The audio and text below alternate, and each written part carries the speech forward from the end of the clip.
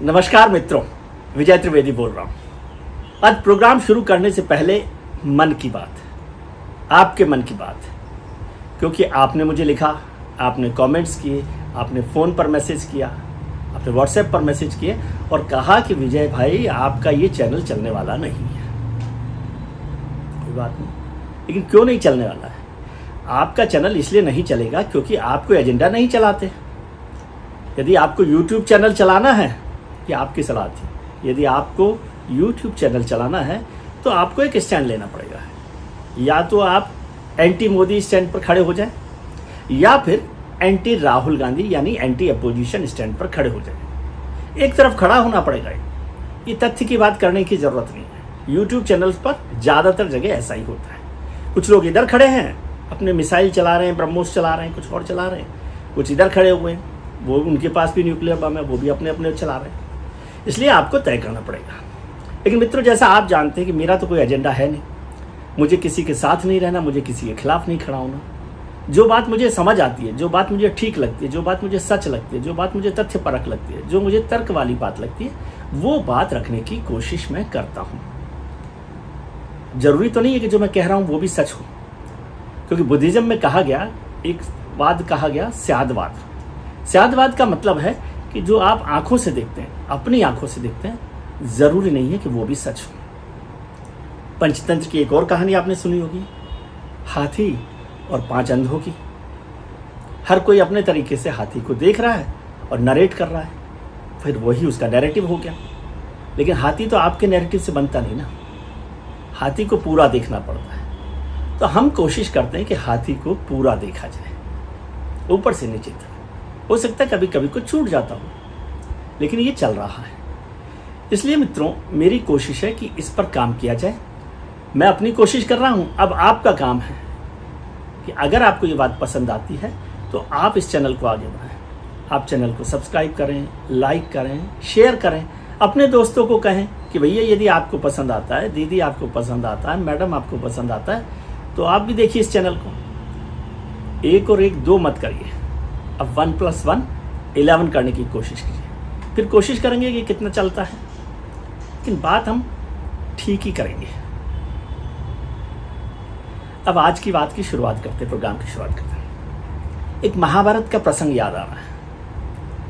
महाभारत में जब जुए से हारने के बाद पांडव वनवास कर रहे थे, तो एक बार वो हस्तिनापुर के पास में जंगल में एक कुटी बनाकर रह रहे थे। दिन भर साधुओं के साथ सत्संग करते, साधु संतों के साथ सत्संग करते, आखेट करते, भोजन बनाते, लोगों के साथ चर्चा करते। इसकी खबर मिल गई दुर्योधन को। दुर्योधन ने कहा ये बड़े मजेदार बात हुई, हस्तिनापुर के पास आ गए तो इनका मजाक उड़ाना चाहिए, इनका उपहास उड़ाना चाहिए। तो वो धृतराष्ट्र से परमिशन लेकर कि मैं आखेट खेलने जा रहा हूँ, आखेट के लिए जा रहा हूँ, यानी शिकार खेलने जा रहा हूँ, मैं जाकर आता हूँ जंगल में। और वो चले गए जंगल। पांडवों की कुटी से थोड़ी दूर पहले एक सरोवर था। धृतराष्ट्र के पुत्र दुर्योधन ने सोचा कि पहले थोड़ा स्नान वगैरह कर लिया जाए, भोजन कर लिया जाए, फिर पांडवों के साथ देखा जाएगा क्या करना है। तो वो सरोवर पर पहुंचे तो वहां कुछ सैनिक थे, उन्होंने दुर्योधन को रोक लिया।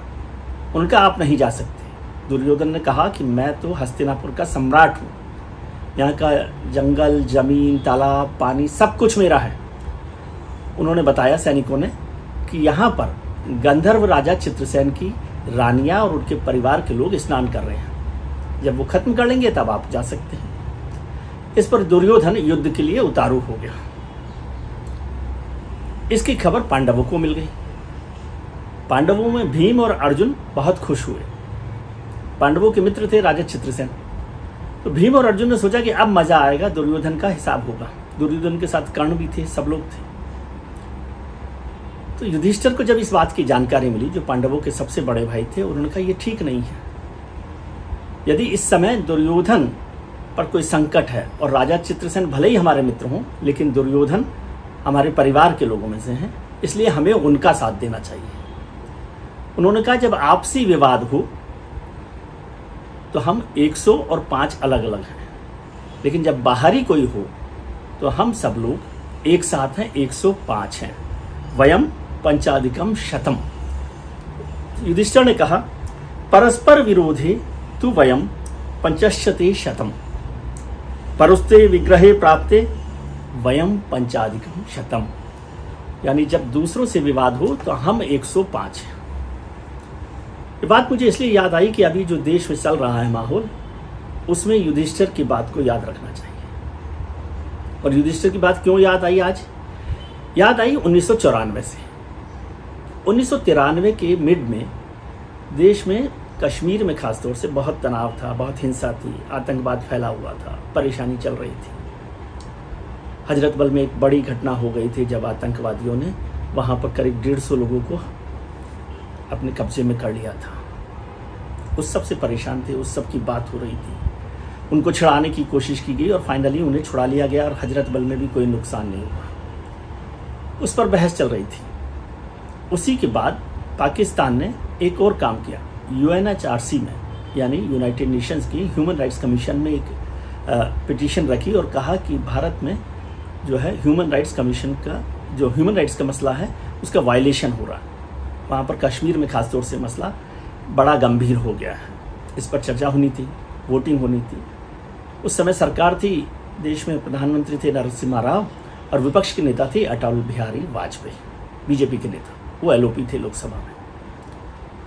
तो नरसिम्हा राव साहब ने अटल बिहारी वाजपेयी को अपने विदेश राज्य मंत्री सलमान खुर्शीद साहब के साथ और जम्मू कश्मीर के नेता फारूक अब्दुल्ला और दूसरे नेताओं के दल के साथ वाजपेयी जी की लीडरशिप में UNHRC में भेजा कि आप भारत का पक्ष रखिए। इसका जो चर्चा है, उस समय के हाई कमिश्नर रहे थे, उन्होंने अपनी एक किताब, TCA राघवन साहब ने अपनी किताब में की है चर्चा।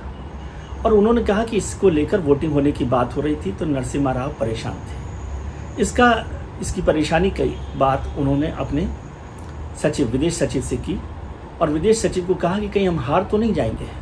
विदेश सचिव ने कहा कि हमारे पास नंबर पूरे हैं और हम हारेंगे नहीं, आप चिंता मत कीजिए। और वाजपेयी जी भी वहाँ पर हैं। वोटिंग का दिन आया तो पाकिस्तान ने अपनी हार देखकर वापस ले ली पिटीशन को, मसला ख़त्म हो गया।